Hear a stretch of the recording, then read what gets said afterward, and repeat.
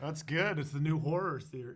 Is Suburban Housewives. Suburban Housewives just axe murdering people. One thing that I thought was really interesting about this one is that how, like, the details of the case are pretty insane in that way of, like, nothing stranger, truth is always stranger than fiction. That if you just decided to sit down and write this story, everybody would give you notes like, no, that would never happen. No, that would never happen. Like, no, that's completely unbelievable. We were friends.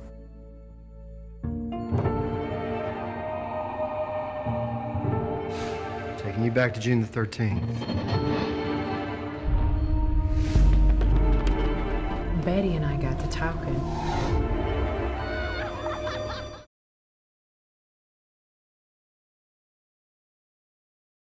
Hey, it's Jim Alexander with Real Talker. What's up, fellas? How's it going? Good, man. How are you? Doing well. The husbands unite. Is this like season 2 now, maybe, or episode 6, 7, 8? It came up right before off camera. We have some ideas for season 2. Maybe like some choir boy. Bit of a spinoff. For the choir husbands. We're in negotiations with ourselves. Hulu hasn't engaged. That's as all right. Pablo Like said. We'll come around to it. A modern version of you guys going out and dating, probably going for the same curly haired woman again, There we go. A lot of singing involved. There's a type established here too, so. Tall and handsome. Uh-huh. Yeah. There's one thing. I loved how nerdy you guys looked in the movie. Like, was there like a nerd factor comparison between Pat and Alan? Like, who kind of looks nerdier? Because whoever did the wardrobe and costume completely nailed it because it came off really well. Yeah, Candy definitely has a type, doesn't she? She absolutely does. You'd think she would branch out, but no, she just went for like a sort of analogous engineer who wears glasses. But no, the costuming department and the costume designer, they did an incredible job, not only for the time period, but also like what was the story being told through costuming as well. So I mean, like that's a challenge, not only to find things that are period appropriate, but that also match the subtext. I thought they did an incredible job. One of my favorite lines of the series too is when Sherry finds out who Candy is dating. She says, "Alan Gore." Isn't that a bit of a parallel move? And, I was so happy when I found out that Tim was going to play Pat because he's incredibly tall, and one of my fears was that somebody would be cast, who doesn't match my height, and it would just not work. But yeah. Yeah, I love the parallel looks of you right now. This is like a Ray Merriman look from like Den of Thieves. Pablo, as you're rocking with the leather jacket sort of thing.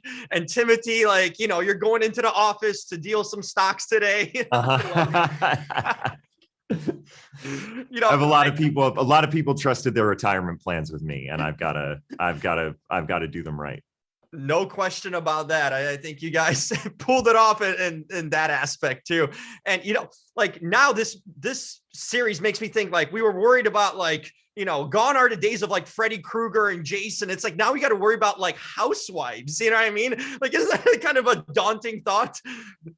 That's good. It's the new horror theory. Is Suburban Housewives. Suburban Housewives just axe murdering people. One thing that I thought was really interesting about this one is that how, like, the details of the case are pretty insane in that way of like, nothing stranger, truth is always stranger than fiction. That if you just decided to sit down and write this story, everybody would give you notes like, no, that would never happen. No, that would never happen. Like, no, that's completely unbelievable. But it does actually happen like that.